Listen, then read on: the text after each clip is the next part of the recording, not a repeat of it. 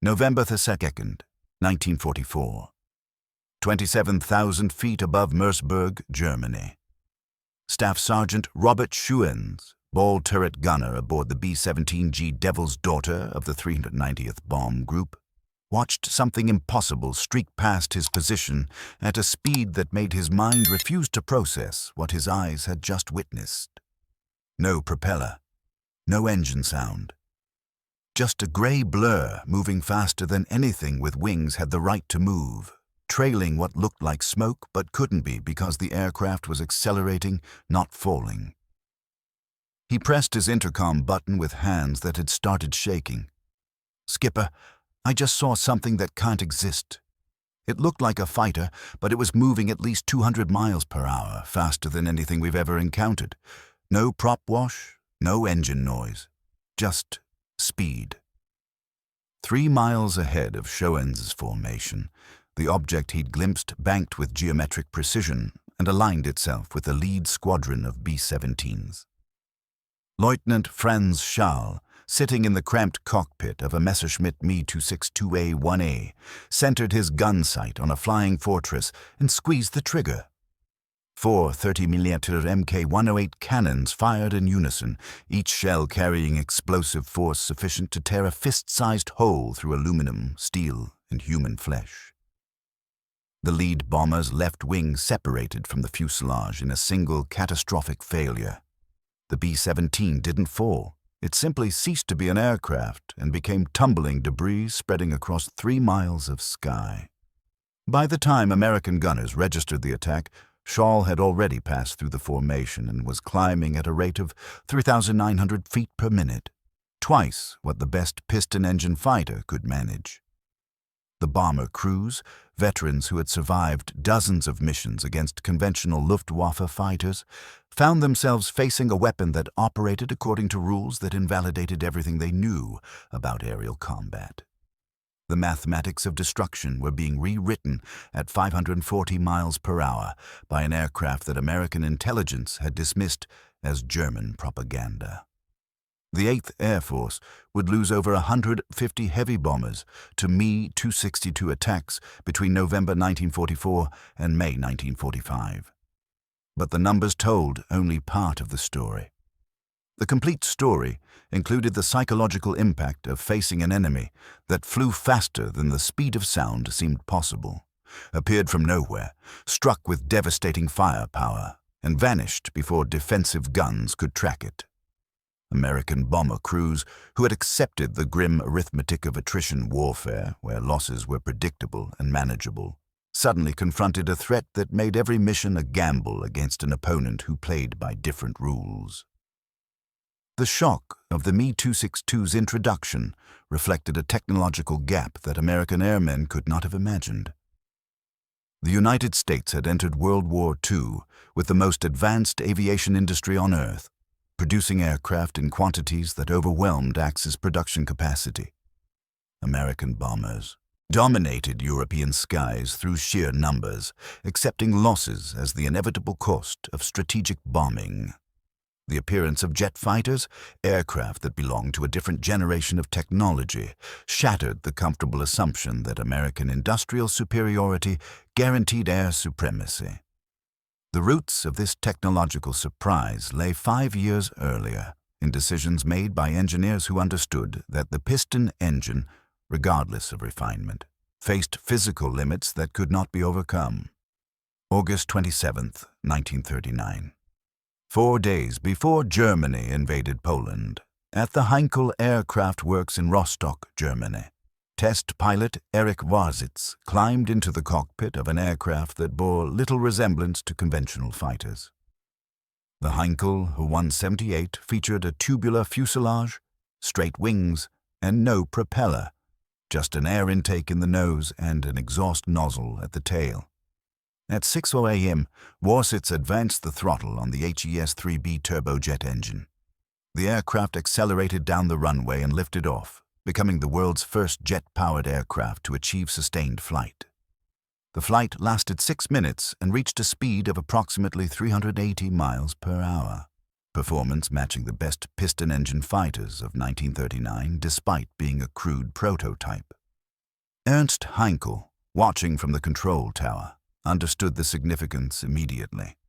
His engineers had demonstrated that jet propulsion was not theoretical but practical, capable of producing performance that would inevitably surpass piston engines as the technology matured. He wrote in his diary that evening, preserved in archives at the Deutsches Museum. Today we prove that the future of aviation lies not in propellers but in reaction engines. The piston engine has reached its development limit. What we flew today is primitive, but it represents the next generation of flight. The nation that masters this technology will dominate the skies. The German military leadership that Heinkel needed to convince remained skeptical. The Luftwaffe Technical Office, led by Ernst Udet, dismissed jet propulsion as interesting but impractical for military application. Udet's assessment, documented in Reichsluftfahrtministerium files, reflected the conventional thinking that would delay jet fighter development for 3 critical years. Jet engines consume fuel at rates that make extended combat operations impossible. They require materials and manufacturing precision that will divert resources from proven piston engine production. Most critically, they offer no significant performance advantage over conventional fighters that justifies the development risk. The Luftwaffe requires fighters that can be produced in quantity now, not experimental aircraft that might be superior in 5 years. This assessment proved catastrophically wrong, but its logic seemed sound in 1939. The Me-109 and FW-190 fighters then in development would dominate European skies through 1942. The Luftwaffe saw no need to gamble on unproven technology when conventional aircraft provided air superiority. The decision to delay jet fighter development would haunt German air defenses as Allied bomber formations grew too large to intercept effectively with piston engine fighters. While German bureaucracy delayed military jet development, German engineers continued refining the technology. Willy Messerschmitt, whose company produced the Me-19 fighter that formed the backbone of Luftwaffe fighter strength, began designing a jet fighter in 1938 as a private venture without official authorization.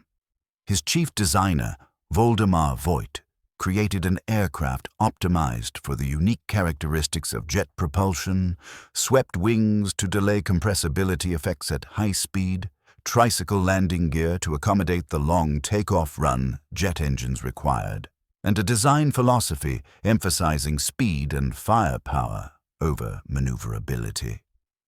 The resulting Me-262 design, finalized in 1940, represented radical departure from conventional fighter philosophy. Where piston engine fighters emphasized climb rate and turning ability, the Me-262 would use pure speed to dictate combat conditions.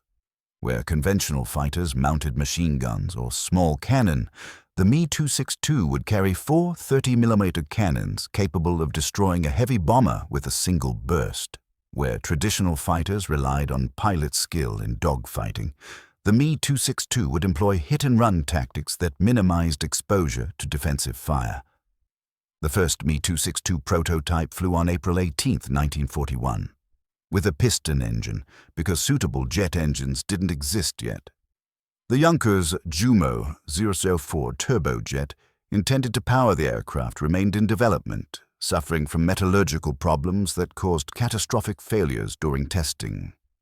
German engineers lacked heat-resistant alloys needed for turbine blades, operating at temperatures exceeding 1/500 degrees Fahrenheit. The blades, made from mild steel because nichrome and other high-temperature alloys were unavailable due to material shortages, lasted only 10 to 25 hours before requiring replacement.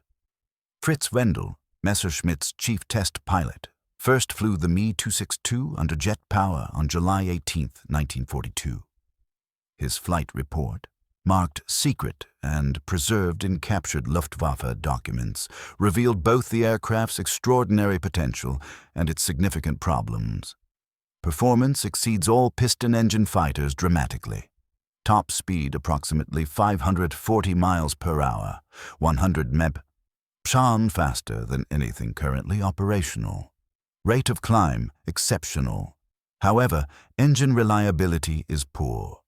Both engines failed during landing approach, requiring dead-stick landing. Acceleration is sluggish below 300 mph, making the aircraft vulnerable during takeoff and landing. Fuel consumption requires operational procedures different from conventional fighters. These problems delayed operational deployment for 2 years.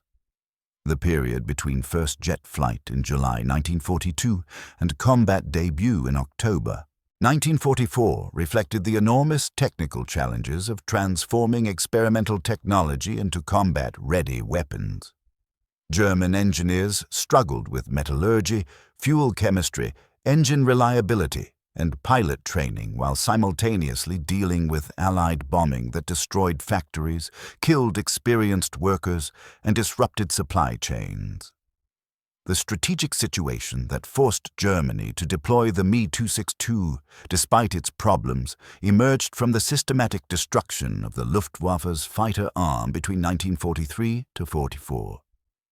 American bomber formations, escorted by long-range P-51 Mustang fighters, systematically destroyed German aircraft production, fuel supplies, and pilot training capacity.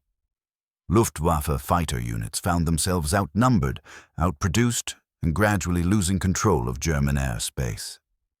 General Major Adolf Galland, commanding the Luftwaffe fighter arm, recognized that conventional fighters could no longer defend Germany against the overwhelming numbers of American bombers. He wrote to Hermann Göring in February 1944, "Our fighter force faces mathematical annihilation. We destroy American bombers in acceptable ratios, but they replace losses within weeks while we require months. We shoot down American fighters, but they return with more pilots, more aircraft, more fuel. We cannot win an attrition battle. Our only hope lies in technology that changes the combat equation, aircraft so superior that small numbers achieve disproportionate results. The Me-262 represents such technology." Hitler's personal intervention nearly destroyed the Me-262 program before it could impact the air war. On November 2, 1943, during a demonstration at Insterburg, Hitler watched an Me-262 perform high-speed passes and immediately declared it should be converted to a fighter bomber rather than deployed as an interceptor. His order, issued over Galland's objections, diverted development resources to bomb rack installation and bombing sites, delaying fighter deployment by approximately 9 months. Messerschmitt engineers were forced to modify an aircraft optimized for pure fighter operations to carry bombs it was never designed to lift. Galland's confrontation with Hitler over the Me-262's role created a permanent rift between the Luftwaffe Fighter Command and Nazi leadership. Galland argued that Germany faced strategic bombing that threatened war production and could only be stopped by interceptor aircraft. Hitler insisted that offensive weapons, bombers and fighter bombers, would restore German initiative through attacks on Allied invasion forces. The dispute reflected fundamental disagreement about Germany's strategic situation.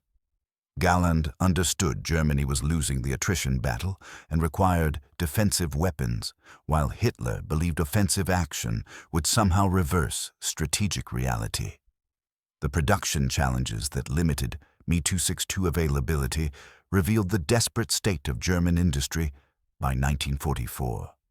Manufacturing a single Me-262 required approximately 15,000 man-hours, 3 times the labor needed for a FW-190 conventional fighter.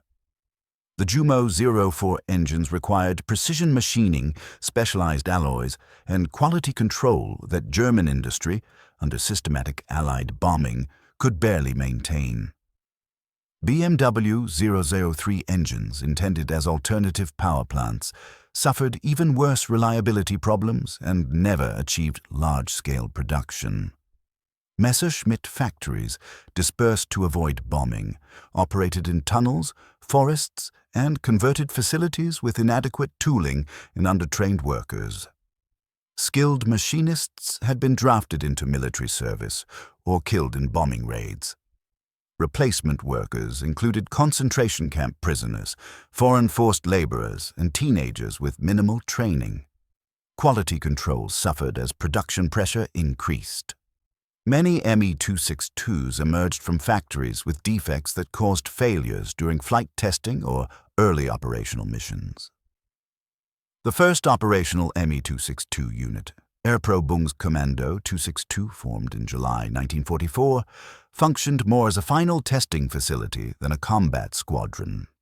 Pilots discovered that the Me-262's revolutionary performance came with handling characteristics that killed inexperienced flyers. The aircraft accelerated slowly at low speeds, making it vulnerable during takeoff. The engines required careful throttle management. Rapid throttle movements caused flameouts or compressor stalls. The aircraft landed fast and required long runways. Most critically, the jet engine's 25-hour lifespan meant that many aircraft sat grounded awaiting engine replacements, while mechanics worked frantically to keep a handful operational. Major Walter Nowotny, one of Germany's top aces with 258 victories, took command of Commando Nowotny in September 1944, leading the first sustained Me-262 combat operations. His tactical reports revealed the enormous gulf between the Me-262's theoretical capabilities and operational reality. From a report dated October 15, 1944, the Me-262 is potentially the most effective fighter aircraft ever built. In practice, only 30–40% of aircraft are mission-capable on any given day due to engine problems. Takeoff and landing remain extremely vulnerable to Allied fighter attack. Pilots require extensive training to exploit the aircraft's speed advantage while avoiding its handling limitations. We are learning combat tactics as we fight, with no manual, no established procedures, and enemy forces that outnumber us 50–1. The tactical revolution the Me-262 represented emerged from necessity rather than doctrine. Conventional fighter tactics, developed over 30 years of propeller-driven combat, proved useless for an aircraft that flew 100–150 miles faster than any opponent. Me-262 pilots couldn't dogfight with Allied fighters. The jet's wide turning radius and slow acceleration at low speeds made close combat suicidal. Instead, they developed hit-and-run tactics that exploited pure speed, approach at high altitude where the thin air favored jet engines, dive through bomber formations at maximum speed, fire a devastating burst, and zoom climb away before escorts could react. The weapon system that made this tactic effective was the Mk108 30mm cannon. While Allied fighters mounted 50-caliber machine guns requiring sustained fire to destroy bombers, the Mk108 fired explosive shells that could tear a bomber apart with a single hit. Each Me-262 carried 4 cannons with approximately 100 rounds per gun. A 2-second burst put enough explosive shells into a target to guarantee destruction. The cannon's slow muzzle velocity, only 1,700 feet per second compared to 2,800 FPS for the 50-caliber Browning, required close range and accurate aim, but pilots who mastered deflection shooting became bomber killers of legendary effectiveness. Lieutenant Colonel Francis S. Gabreski, commanding the 56th Fighter Group and one of America's top aces, encountered Me-262s for the first time on October 7, 1944, during an escort mission to Cologne. His mission report, filed with 8 Fighter Command, captured the shock of facing technology that operated according to unfamiliar rules. Observed 2 enemy aircraft approaching bomber stream at approximately 25,000 feet. Aircraft moved with speed far exceeding any known German fighter. Initial identification uncertain due to unfamiliar silhouette and extreme closure rate.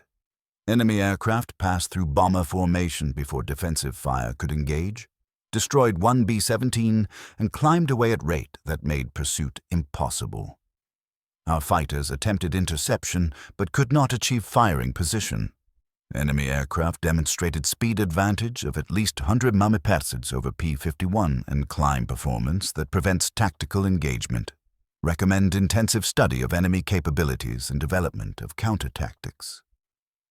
The psychological impact on American bomber crews exceeded the actual casualties inflicted. 8th Air Force bomber crews had accepted that certain percentage of aircraft would be lost on every mission. The grim mathematics of attrition warfare, where overwhelming numbers eventually prevailed. The appearance of jets that could destroy bombers at will while remaining effectively immune to defensive fire created fear disproportionate to actual losses, because it suggested that technological superiority could neutralize numerical advantage. Staff Sergeant Michael Crocetti, tail gunner in the 303rd Bomb Group, described his first jet encounter in a letter to his family written after his 28th mission. November 10, 1944. We were approaching the target when someone called out fighters, 6 o'clock high. I swung my turret around and saw 2 aircraft diving toward us from behind and above. They were moving so fast I couldn't track them properly, just gray shapes getting bigger in my gun sight. I fired anyway, knowing it was hopeless. They passed through our formation in seconds. Literally seconds. And 2 bombers exploded. Wing came off one, other just disintegrated. Then the German fighters were gone, climbing away faster than our P-51 escorts could follow. We never had a chance. They were just too fast. We shoot at them, but we might as well be throwing rocks at race cars. How do you fight something you can't even track with your guns? The technical analysis conducted by 8th Air Force Intelligence revealed the magnitude of the challenge. A report dated November 20, 1944, titled German Jet Fighter Capabilities and Countermeasures, outlined the problem. Me-262 aircraft demonstrate performance characteristics that provide tactical advantages our current equipment cannot overcome through conventional engagement. Enemy fighter approach at speeds exceeding 500 mph prevents effective engagement by bomber defensive armament. Gun turrets cannot track targets at closure rates exceeding 600 mph relative velocity. By the time gunners acquire target and fire, enemy aircraft has passed firing position. Friendly escort fighters cannot intercept due to speed differential of 100+ mph. Enemy climb performance allows disengagement at will, preventing sustained combat. Our numerical superiority becomes irrelevant when enemy aircraft can attack and escape without possibility of counterattack. The countermeasures. American forces developed reflected desperation rather than technical solution. The 8th Air Force couldn't build faster fighters or better turrets fast enough to matter. Instead, they focused on attacking Me-262s when they were most vulnerable, during takeoff and landing, when jet engines' slow acceleration made them easy targets for conventional fighters. P-51 Mustang groups began flying low-altitude patrols near known Me-262 bases, attacking jets as they attempted to take off or land when their speed advantage disappeared. This tactic, while effective, had limited impact because Me-262s operated from dispersed fields that Allied fighters couldn't patrol simultaneously. German ground controllers directed jets to land at fields where Allied fighters weren't present. The Luftwaffe also established heavily defended approach corridors protected by anti-aircraft batteries that made attacking landing jets extremely dangerous. The tactical stalemate reflected an uncomfortable truth. American forces could kill Me-262s only by catching them when they weren't really functioning as the weapons they were designed to be. The attrition warfare that American strategy relied upon worked against Me-262 units despite the jet's technological superiority. Luftwaffe losses of trained pilots, fuel shortages, and mechanical unreliability meant that Me-262s flew far fewer sorties than their theoretical capabilities suggested. On a typical day, Jagdverband 44, the elite Me-262 unit commanded by Adolf Galland after his removal from high command, might have 40 aircraft assigned, but only 12 operational due to engine problems, battle damage, or maintenance requirements. Those 12, perhaps 8, would actually take off due to fuel availability. Those 8 aircraft might destroy 3 to 4 bombers before landing with engines requiring immediate replacement. The industrial arithmetic favored America overwhelmingly. The United States produced approximately 300,000 aircraft during World War II. Germany manufactured approximately $1,400 Me-262s, of which only 800 entered operational service, and of those perhaps 200 were operational on any given day. Even with a 10.1 kill ratio, and Me-262s never achieved that consistently, the jets couldn't inflict losses sufficient to stop American bomber operations. The personal accounts of German Me-262 pilots revealed warriors who understood they flew technically superior aircraft in a strategically hopeless cause. Oberleutnant Heinz Baer, credited with 16 jet victories, described the experience in testimony recorded during post-war interrogation. The Me-262 was the finest fighter aircraft I ever flew. Speed, firepower, and climb rate exceeded anything the Allies could field. In individual combat, we were nearly untouchable, but we were too few, too late, and operating from a collapsing infrastructure. We destroyed bombers, but more returned the next day. We shot down fighters, but they came back with fresh pilots while we lost irreplaceable veterans. The jets gave us tactical dominance in the immediate combat area, but strategic dominance belonged to the force with unlimited aircraft, unlimited fuel, and unlimited pilots. That was America, not Germany. The specific tactical advantages the Me-262 provided manifested most clearly in head-on attacks against bomber formations. Conventional piston engine fighters attacked from behind or above, giving bomber gunners time to track and fire. Me-262s could approach from directly ahead at closing speeds approaching 700 mph, fire a devastating burst, and pass through the formation in seconds. This tactic minimized exposure to defensive fire while maximizing the effectiveness of the Mk-108 cannon's destructive power. Lieutenant Colonel Byrne Lay Jr., flying with the 487th Bomb Group, experienced a head-on jet attack on March 2, 1945. His account, published in a 1946 Saturday Evening Post article, conveyed the terror of facing an attack method that bomber crews had no defense against. Someone shouted, "Fighters, 12 o'clock level!" I looked forward through the nose plexiglass and saw 2 dots approaching from directly ahead. The dots grew into aircraft with incredible speed. They seemed to teleport from distant specks to knife-fighting range in seconds. I couldn't believe anything could move that fast.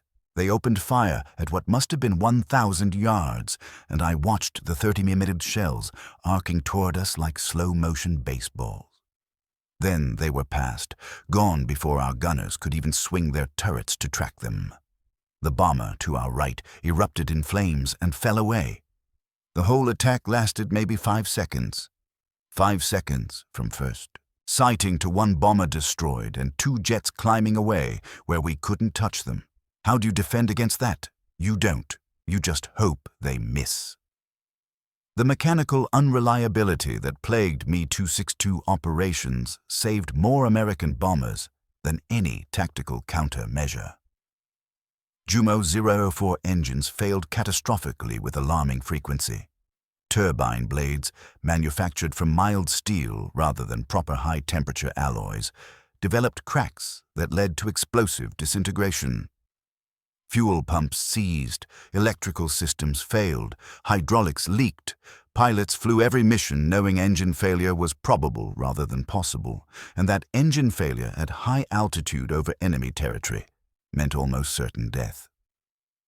Oberfeldwebel Hermann Buchner, Me-262 pilot with Jagdgeschwader 7, described engine failures as routine.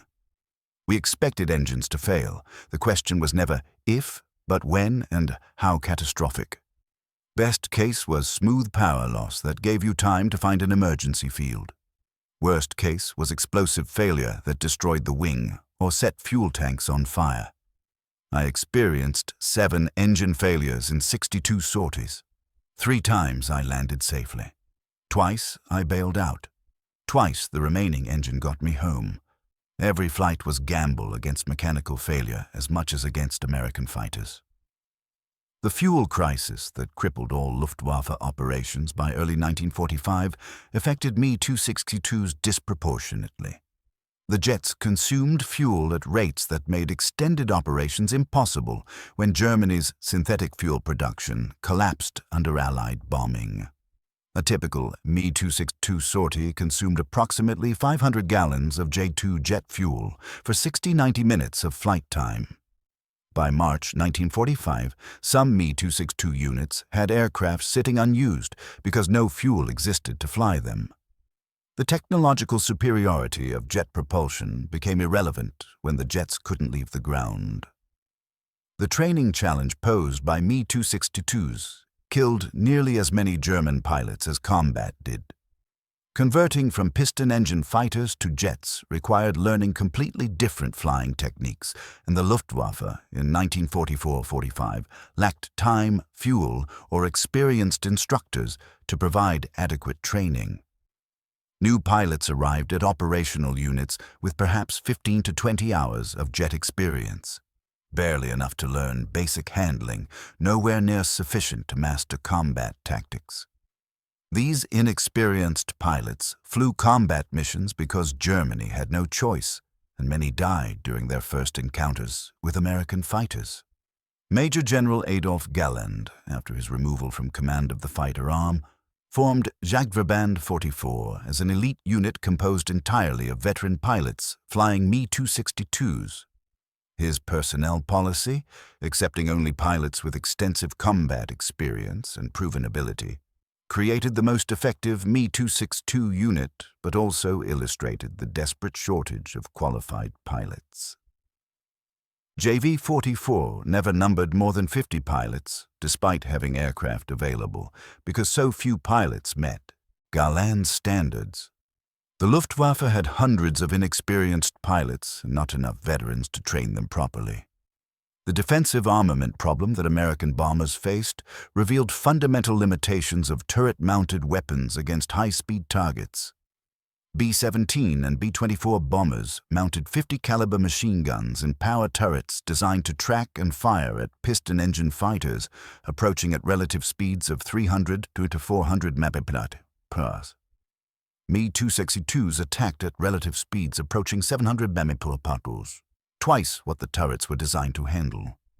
Gunners found themselves unable to track targets that moved through their engagement envelope in seconds, rather than the 10-15 seconds they needed to acquire, track, and fire effectively. Technical Sergeant Robert Schilke, top turret gunner in the 91st Bomb Group, described the futility of engaging jets. "I was considered a good shot. I'd gotten 3 fighters confirmed in previous missions. The jets made all that experience worthless. They were just too fast. By the time I spotted one, swung my turret, and got my sight on target, it had already fired and was gone. I'd track where it had been, not where it was going. I fired anyway, hoping to get lucky, knowing it was hopeless. Some gunners claimed jet kills, but I think they were mostly lying to themselves. The speeds were wrong. The closure rates were wrong. Everything about fighting jets was wrong for equipment designed to fight propeller planes. The armor protection that made B-17s and B-24s survivable against rifle caliber and small cannon fire proved inadequate against 30mm explosive shells. The Mk-108 cannon fired a shell containing 85 grams of high explosive, enough to blow a hole the size of a basketball through aluminum structure. A single hit could sever control cables, destroy hydraulic systems, kill multiple crew members, or detonate fuel tanks. Bombers that survived dozens of hits from machine guns and 20mm cannon could be destroyed by a single burst of 30mm fire. The psychological toll on bomber crews forced to fly missions against jet-equipped units showed in mission abort rates, requests for medical grounding, and private letters that passed military censorship. Staff Sergeant Edward Peterson, radio operator in the 384th Bomb Group, wrote to his wife in February 1945, "I don't know if I can keep doing this. The regular fighters I could handle. You could see them coming, shoot back, maybe get one. These jets, there's nothing you can do. They come from nowhere, destroy bombers like they're made of paper, and vanish. You're helpless. You just sit there, hoping they attack someone else. The worst part is knowing that all our guns, all our tactics, all our training doesn't matter against them. We're turkeys waiting for slaughter. Only thing keeping me sane is knowing the war must end soon. We can't take this much longer. The industrial effort required to field Me-262s revealed German aviation industry's desperation by 1944. Manufacturing jets required machine tools, metallurgical capabilities, and quality control that piston engine production didn't demand. German factories, operating underground or in forests to avoid bombing, lacked proper equipment. Workers assembled jets under conditions that made precision work nearly impossible. Testing facilities were destroyed faster than they could be rebuilt. The industrial infrastructure that enabled mass production of complex weapons had largely collapsed under sustained Allied bombing. The strategic impact of the Me-262 exceeded its tactical effectiveness because it forced American planners to confront the possibility that technological breakthrough could neutralize numerical superiority. The jets never came close to stopping the bomber offensive. American air forces lost approximately 150 bombers to Me-262s out of approximately 18,000 heavy bombers lost to all causes. But the 150 losses occurred in ways that demonstrated existing defensive measures were inadequate against high-speed jet attack. The 8th Air Force accelerated development of its own jet fighter, the P-80 Shooting Star, in response to Me-262 encounters. 2 P-80s reached Europe in March 1945, but never engaged in combat before Germany surrendered.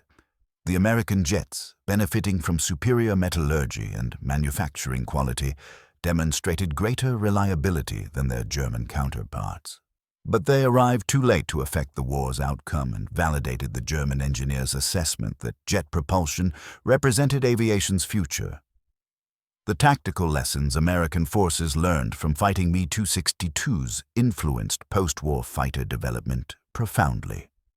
The United States recognized that future air combat would involve speeds exceeding 500 mph, requiring new tactics, weapons, and training. Gun turrets, effective against piston engine attackers, would be useless against jets. Fighter versus fighter combat would emphasize energy management and missiles rather than dog-fighting and guns. Most fundamentally, technological superiority could offset numerical disadvantage in ways that traditional strategy didn't account for. The final operational statistic that revealed both the Me-262's potential and its ultimate irrelevance was the kill ratio. German pilots flying Me-262s claimed approximately 500 Allied aircraft destroyed. A figure post-war research suggests was inflated by overclaiming but probably exceeded 300 actual kills. With approximately 200 Me-262s operational at any time and total production of 800 combat-worthy aircraft, this represents roughly 0.4 kills per aircraft produced, far below the 3.1 or 5.1 ratios needed to impact the strategic bombing campaign meaningfully. The Me-262 units that achieved the highest effectiveness operated under Adolf Gallant's Jagdverband 44, which claimed approximately 50 Allied aircraft destroyed, while losing 30 Me-262s in 6 weeks of operations. This 1.7.1 kill ratio, while impressive against overwhelming numerical superiority, remained insufficient to affect the bombing campaign's outcome. American bomber formations absorbed these losses and continued operations without meaningful degradation of striking power. The comparison between German jet development and Allied jet programs revealed how strategic circumstances shaped technological deployment. British engineers flew the Gloucester Meteor jet fighter in July 1944, months before the Me-262 entered widespread service.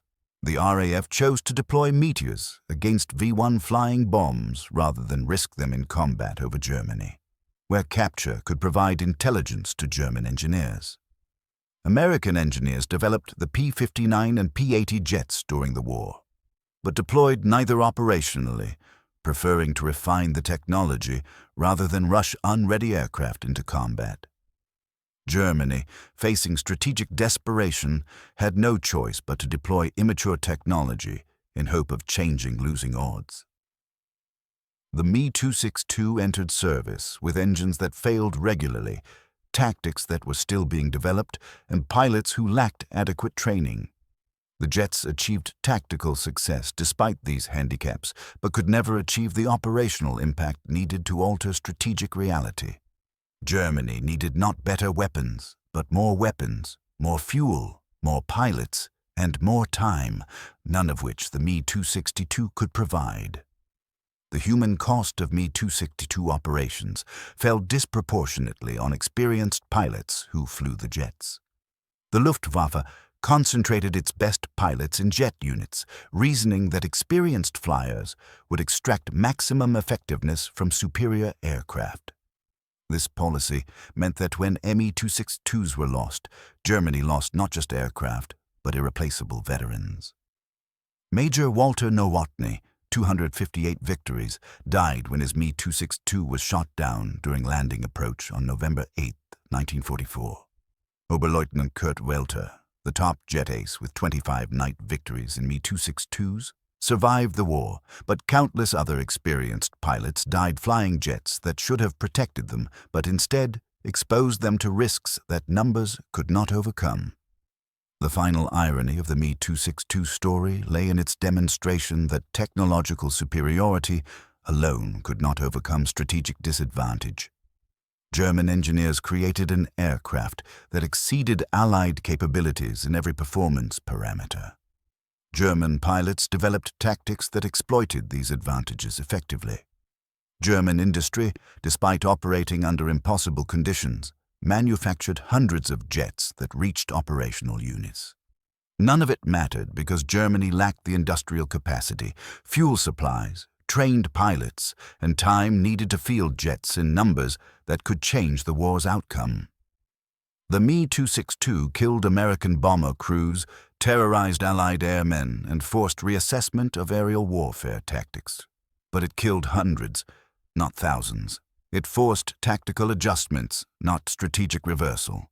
It demonstrated technological brilliance while confirming that wars are won by nations with resources to sustain operations until victory, not by nations with better weapons, but insufficient means to employ them decisively.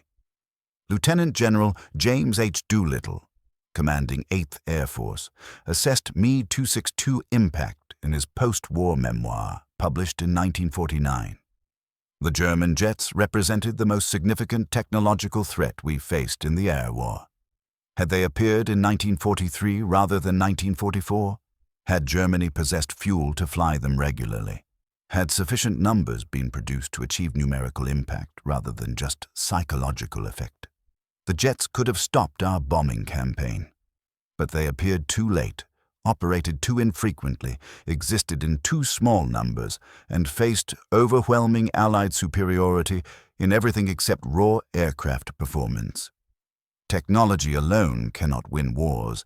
It requires industrial capacity, logistics capability, and strategic resources to transform technical superiority into operational dominance. Germany had the technology. We had everything else. Adolf Galland, reflecting on the Me-262 program during a 1970 interview at an aviation museum, captured the bitter reality that German pilots understood even while flying the world's most advanced fighter. The Me-262 was everything we hoped it would be: fast, heavily armed, capable of destroying any Allied aircraft we encountered. But we needed 2,000 Me-262s operational simultaneously to stop the bomber offensive. We never had more than 200. We needed engines lasting 200 hours. Ours lasted 25. We needed unlimited fuel. We barely had enough for minimal operations. We needed 2 years of development time before operational deployment, We had 6 months. The jets represented what Germany could build, but not what Germany could sustain. That distinction determined the outcome. We flew the future, but we couldn't change the present, and the present was what killed us. The lasting legacy of the Me-262 transcended its limited operational impact. The aircraft demonstrated that jet propulsion was practical for military operations, validating the technological path that all subsequent fighter development would follow. It proved that high-speed flight required new tactical approaches, weapons systems, and training doctrines. It showed that even overwhelming numerical superiority could be challenged by sufficient technological advantage, forcing military planners to balance quantity and quality in force structure decisions. Most significantly, the Me-262 illustrated the complex relationship between technology, industrial capacity, and strategic outcomes in modern warfare. Superior weapons provide decisive advantages only when supported by industrial infrastructure to produce them in quantity, logistic systems to sustain their operations, and strategic circumstances allowing time to deploy them effectively. Germany possessed none of these supporting elements by 1944, making the Me-262's technological superiority strategically irrelevant. American bomber crews who survived the war carried memories of facing weapons that seemed impossible. Aircraft that flew faster than anything with wings should move, appeared from nowhere, struck with devastating power, and vanished before defensive guns could respond. The crews knew they had faced the future, and that future belonged to jet-powered flight. But they also knew they had won through overwhelming numbers, superior logistics, and strategic staying power that Germany could not match regardless of technological advantages. The Me-262 entered combat as an aircraft American bomber crews thought was science fiction until it started shooting down B-17s. It exited combat as validation that science fiction had become operational reality. But reality that arrived too late, in numbers too small, operating under conditions too constrained to change outcomes determined by industrial capacity, numerical superiority, and strategic resources that Germany lacked and America possessed in abundance. In the end, the Me-262 proved that imagination could produce revolutionary weapons, but imagination alone could not win wars. That required factories producing thousands of aircraft monthly, logistics delivering unlimited fuel and ammunition, training programs producing replacement pilots faster than combat consumed them, and strategic resources sustaining operations until victory. Germany had brilliant engineers and brave pilots flying aircraft from the future. America had everything else. The skies belonged to the nation with more rather than the nation with better, because more meant sustainable operations, while better meant technological excellence operating in strategic vacuum. The mathematics were simple and brutal. American industry produced 300,000 aircraft during the war. Germany produced -400 Me-262s. Even if every Me-262 destroyed 10 Allied aircraft, and they never approached that ratio, the outcome remained unchanged. Numbers won, resources won, sustainability won. Technology provided tactical advantage, but strategic victory required the industrial capacity, fuel supplies, trained manpower, and time that only one side possessed in sufficient quantity. The Me-262 was science fiction made real. But science fiction alone could not overcome the mundane mathematics of industrial attrition warfare, where the side with more factories, more fuel, more pilots, and more staying power inevitably prevailed. American bomber crews learned to fear the jets, but they never stopped flying missions because the jets, for all their technical brilliance, existed in numbers too small to matter strategically. That was the final lesson of the Me-262. That revolutionary technology without resources to deploy it decisively provides dramatic moments, but not strategic outcomes. The future belonged to jets, but the present belonged to those who could field thousands of conventional aircraft sustained by unlimited resources. In World War II, that was America, not Germany. The Me-262 proved the future was possible. American bomber crews proved the present was decisive.